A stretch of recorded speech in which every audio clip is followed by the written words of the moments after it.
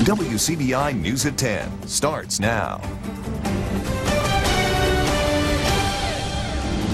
Good evening and thank you for joining us. I'm Riley Livingston. An agreement between the U.S. and Mexico on immigration enforcement ends the looming tariffs on Mexican goods. Melissa Rainey has the details. President Trump making a dramatic reversal on his threat to impose tariffs against Mexico. Friday, the president tweeting that the tariffs are indefinitely suspended after the U.S. and Mexico came to an agreement on immigration enforcement. It was just last week that Trump threatened to impose tariffs on all Mexican goods entering the U.S. if Mexico did not do more to limit the number of Central American migrants moving through the country and into the U.S. The State Department says the agreement means Mexico will now take those steps, deploying its National Guard throughout the country, giving priority to Mexico's southern border. Republicans like Representative Ted Yoho say Trump's tariff threat was the way to go. We stood with the president to put tariffs on there to put pressure on the Mexican government, because when we met with the Mexican ambassador, they all tell us that they depend on a strong America. Well, with this influx of people coming in, overloading our system, that doesn't make America stronger, it weakens America. However, not everyone supports how the deal played out. House Speaker Nancy Pelosi saying the deal doesn't address the root causes of Central American migration. In a statement released Saturday, she said, President Trump must stop sabotaging good faith, constructive, and bipartisan efforts in Congress to address this complex problem in a humane manner that honors and respects our most cherished national values. I'm Melissa Rainey, reporting. Mexican leaders say that a unity rally scheduled for tonight will now be a celebration rally in light of the agreement with the United States. Heavy rain in Catawba County, North Carolina, caused flash flooding that left drivers stranded, according to authorities. Several inches of rain fell in less than 2 hours in Hickory Interstate, where access ramps even had to be closed because of the water. Firefighters and police had to help several vehicles get out of high water. It's now time to take a first look at our forecast with meteorologist Jacob Dickey. Jacob? Hey, Riley, when we talk about state rainfall ranks, a wet year for many of us from June 2018 to May 2019. 18 states here had the top wettest year on record, that is, seeing record rainfall amounts. Another 13 states made it into the top 10. Here in Mississippi, we were number 6 as far as that period of time from June to May. It was number 13 wettest in Alabama. More scattered showers were out there today. We saw some showers pushing through tonight. Even still, most things are dry. As we head into tomorrow, though, I expect this radar to see some more. We'll talk about that coming up in just a bit. Thanks, Jacob. On February 23rd, the historic Hunt School in Columbus was severely damaged by an EF3 tornado. The students that were enrolled there have since been relocated to the Union Academy Elementary School building a few blocks away. And that's why the United Way partnered with Mississippi University for Women and spent the day with their Mississippi Governor's School scholars, cleaning and getting the building ready for the upcoming school year. Our Cash Matlock has the story. Over 60 scholars from MUW's Mississippi Governor's School program spent the day volunteering their time at Union Academy in Columbus. And they are dusting, they're cleaning the blinds, they're cleaning the windows, they're wiping down everything, sweeping, and just really getting the rooms cleaned up and ready for those teachers when they come in. There were at least like 5 spiders that I had to get rid of. And then we had to clean the windows, basically get all the dust out of here. But I think we've done a very good job so far. Like, the air quality is a lot better and everything's looking way cleaner and nicer. The volunteers are gearing up for the upcoming school year. That's when students from the old Hunt School are going to be relocated to Union Academy. Being a former teacher, I know how much the teachers are going to appreciate it. It's one less thing they've got to worry about. They can just come in and start getting their classrooms ready for school. Environment's very key, especially in school, so I hope they really like the new clean setting and they have a better time learning.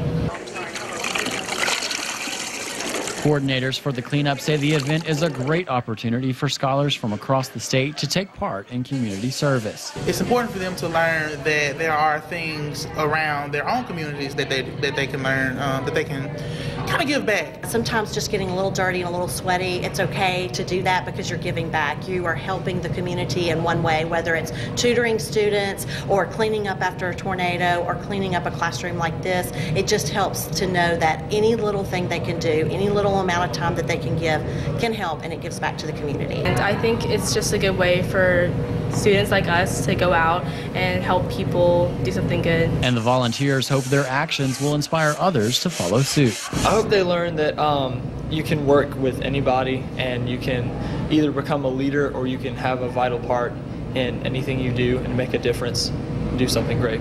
Now to come in and see this room and see that other people, young students who are probably their age, have gone and gotten these rooms together for them, have prepared a space for them, have taken the time out of their days to do something, I think that makes a difference.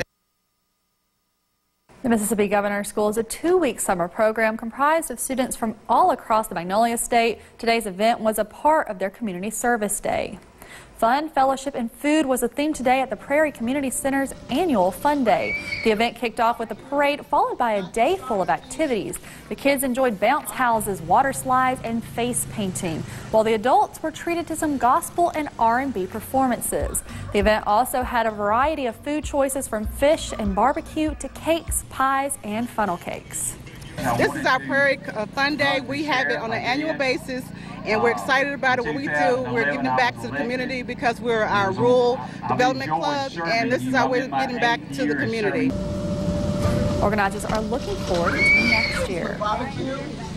When sporting events roll into town, many people head out to the stadium for some tailgating. Mississippi State's NCAA Super Regional Baseball game is underway, and a few fans turned up early to cook some pregame meals.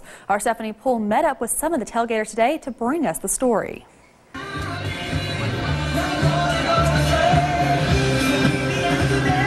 When football and baseball come to Mississippi State, tailgaters aren't far behind. For some, tailgating means food, drinks, and spending time with people. But for Dennis Everett, it's a tradition. We just had a lot of great times out here back in the old days. Everett has attended Mississippi State's baseball games since 1976 when he was a student. He says him and his friends would eat in the left field lounge and watch the game together. That was our winning tradition. And to carry out that tradition, Everett and his friends set up a grill and cheer on their fellow Bulldogs before every baseball game. Meeting people like this and friends and family and getting to know people, the camaraderie of the ball game. For many, it's a place to reconnect with old friends and make new ones. That's how we all met 10 years ago, was tailgating. And so this is kind of a reunion that we all get together at the ball game.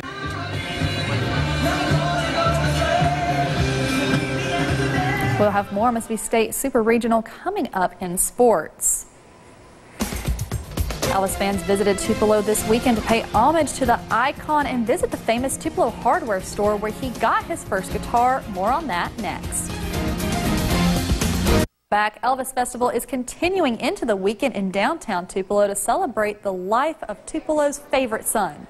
This morning, fans packed into the Bancorp South Arena for the 5th annual Elvis Pet Parade.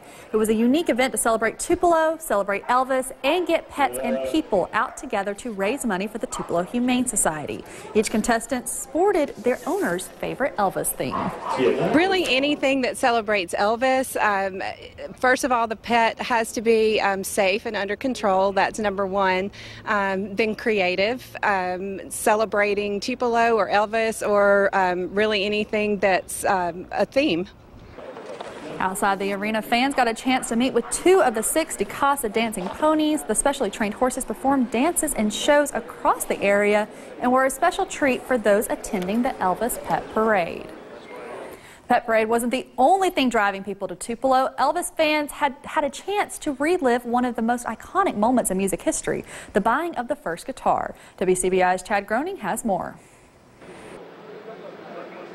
The sun was beating down, but it didn't discourage Elvis Festival fans to head downtown to visit various booths set up along Main Street. There was plenty of Elvis memorabilia, including original Sun 45 RPM records. There was a Tupelo Amateur Radio Club. People from all over the country have descended on Tupelo this Elvis Festival weekend to get the full Elvis experience. People have visited the Elvis birthplace home, as well as the iconic structure behind me, Tupelo Hardware, where in 1946, an 11-year-old Elvis came to pick out a birthday present. Hello. Hey, well, Miss Gladys, what brings you to town today? Well, Mr. Bobo, it's somebody's birthday today. It's mine, Mr. Bobo, it's mine. Well, happy birthday. Now, what can I help y'all with today, young man? Elvis? I'm going to get a gun. That one. You talking about that gun up there? Yes, sir. That's a 22 rifle. Oh, there she is. Gladys, what do you think?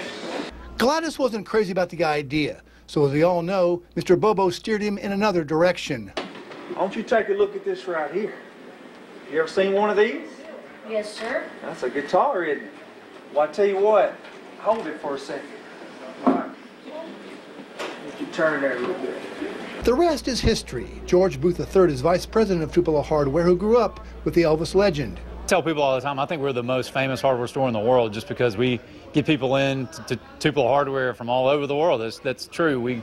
There are fans that love Elvis that have come in from Australia, all over Europe, Japan, South America. So Tupelo Hardware, literally, I believe, is the most famous hardware store in the world. And Alan Kaysen of Tupelo is a history teacher who loved to play the part of Forrest L. Bobo, the Tupelo Hardware employee who recommended Elvis buy a guitar rather than a rifle. I work with some people that also, they're in the Elvis fan club, and so they approached me about playing this role. And so, yes, I have read about the story of how he sold the guitar to Elvis. And I was very intrigued by it, and what an amazing story that he did this. Kaysen says it is humbling to be standing behind the same counter where the legend began. Chad Groening, WCBI News, Tupelo. The festival continued this evening with music and the finals of the Ultimate Elvis Contest. Well, we're seeing some isolated showers push through the area this evening. I won't rule out some patchy fog with all of the tropical moisture we've had tonight. Temperatures down into the low 70s and upper 60s. More scattered showers on Sunday. Nice weather they'll come in. We'll talk about all of that coming up after the break.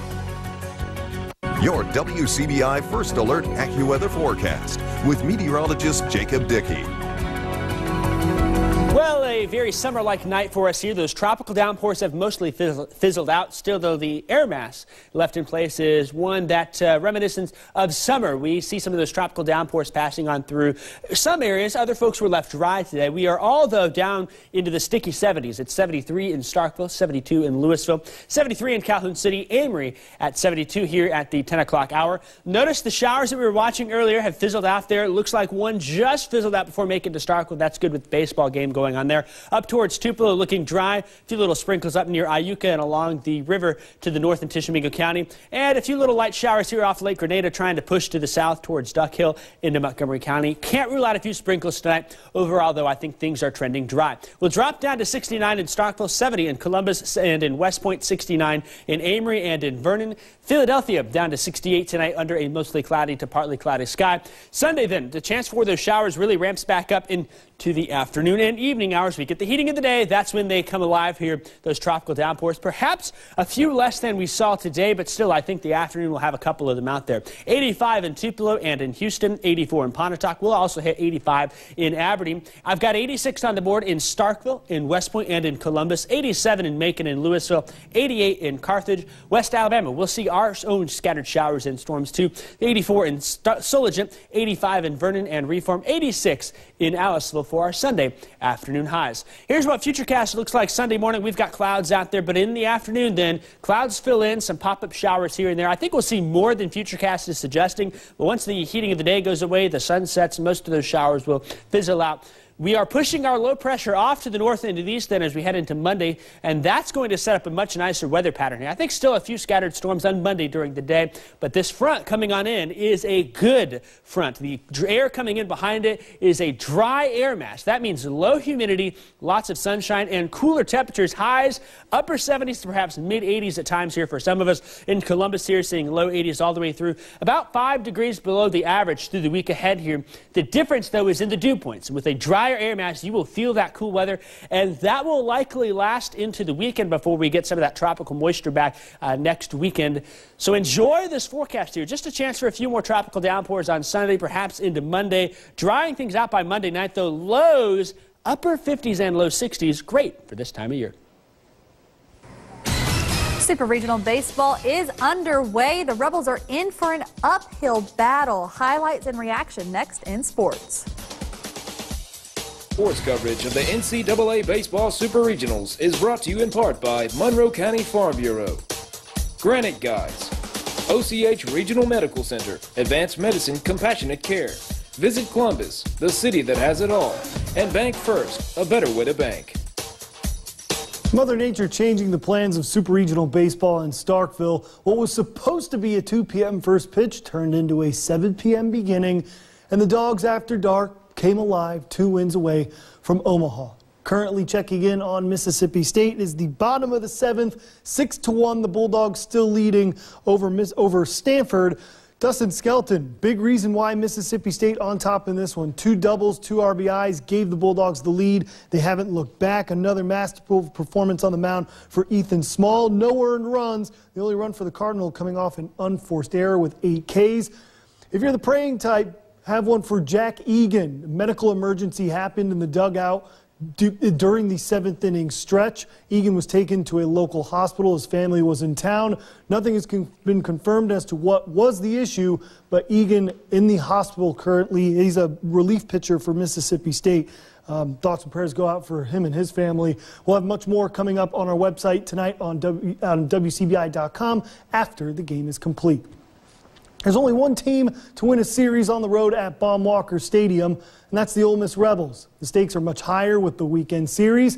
The Rebels 2 wins away from Omaha. Ole Miss trying to get to its first College World Series since 2014. Super Regional underway in Fayetteville. Isaiah Campbell on the mound. That's the ace for the Razorbacks. But Greg Kessinger says it doesn't matter what you pitch. See you later, baseball. Solo home run is a no-doubter. Gives Ole Miss the 1-0 lead. But bottom first, it's where the game changed and wouldn't be the same since. Will Etheridge on the mound for Ole Miss. Dominic Fletcher with an RBI base hit. That ties the ball game up. And then 2 batters later, it's Jack Kenley. Takes a hanging curveball over the right field wall. 3-run homer for Arkansas. And that would really be it. That would be all Arkansas needs, and they would tack on a lot more. Ole Miss just unable to rally. Arkansas gets the Game 1 win 11-2. WCBI Sports' Chris Bolton recaps Game 1 and has more from the Rebels with their backs against the wall. Tough sledding for the Rebs as they got handled in Game 1. But things aren't over. It's far from over. There's still a Game 2 to be played. There's still a chance for the Rebs to make this a series. Now, this isn't the first time, nor might be the last time that the Rebs have had their backs up against the wall. Go back earlier in the season, went on a 6-game losing streak. Then, as the tournament comes, make a run to the championship game. Boom, they hosted a regional. Also, earlier in the season, when they played Arkansas and won that series, they lost the first game of that series. So the guys and Coach Mike Bianco, they understand the task at hand, but they feel confident playing with their backs up against the wall. This team plays well with their backs against the wall. You look at the SEC tournament, what we did when last time we were here, and this team just, they step up to the challenge. We pick each other up, and like I keep saying, we just go one pitch at a time. You don't worry about the end result, and just control what you can control, and this team does a really good job of that. We've been in some of these situations, either losing the first game or being in the losers bracket of the SEC tournament. So this team's felt that a little bit and has been able to play well. But it's different playing at this place against this team. They're real good. Now for Game 2, Doug Nikhazy will be taking the mound. He's been probably the most consistent pitcher for the Rebs this season. Great pitcher, great stuff, has a great breaking ball. We'll see if he can get the win for the Rebs to keep this season alive, keep hope alive, keep things going for Ole Miss as they try to scratch and claw their way to a College World Series berth. But for now, reporting in Fayetteville, Chris Bolton, WCBI Sports. There's no place like home. One former local star giving back through football. More from Okolona next in sports. Welcome back here to WCBI Sports. A look at around the nation for the road to Omaha. Louisville becomes the first team to punch its ticket to Omaha, dominating East Carolina in Game 2, 12-0. Auburn's Cinderella story continues, defeating North Carolina 11-7. The Tigers' first ever Super Regional Game 1 victory. Florida State in the Mike Martin Farewell Tour goes into Baton Rouge and takes Game 1 6-4. And Oklahoma State walking off Texas Tech 6-5, forcing a decisive Game 3 Sunday. And in case you weren't here about 2 minutes ago, Mississippi State currently leading Stanford 6-1. We'll have more on our website coming up after the game.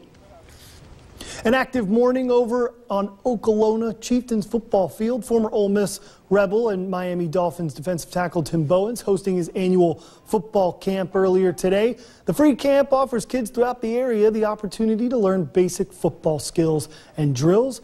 From the pros, Bowen expressed the importance on giving back to his hometown community. It's always important to give back and also come back and let people see that you came from this area, and the dreams do come true. If you dream, anything is possible if you put your mind to it. See Tim and Michael and their entire family come back and do this for this area. There's 40 high school kids and about 60 juniors over there having a ball, learning how to play football and learning the safety of the game. They appreciate it a lot because there's such a great turnout every year. I think they're really grateful that Tim comes back and does this. For your planner for tomorrow, Ole Miss and Arkansas, game 2 coming up at 2 p.m. Again, the Rebels down 1-0 in that series. They'll look to keep their season alive. And Mississippi State, game 2 coming up 8 p.m. tomorrow in Starkville. We'll see if the Bulldogs can wrap up this one and take a 1-0 series lead. That's it for sports. We'll have your forecast next. Celebrate your bestie today because it's National Best Friends Day. That special someone is the person you can see every day and always have a blast. Or the person you can call after not having spoken for months and it feels like you just talked yesterday. Doctors say having friends is so important you're actually more likely to die without them. So hold your best friend tight and make sure to let them know how important they are. You know, I just looked up online. It's also National Rosé Day. So is that... You know, you can get that. Hey, hang out with friends. Well, I was thinking that was my best friend. I'm kidding. No, best friends. I tell you what, my friends would probably, you know, you said that you want to have best friends. They might end up knocking me out first. I don't know. Who knows? But I tell you what, I am all about this weather here. Beautiful weather coming Tuesday, Wednesday, and Thursday. Lots of sunshine.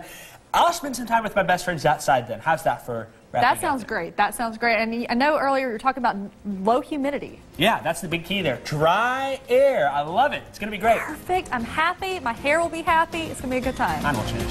We hope everyone has a great night, and we'll see you back here tomorrow.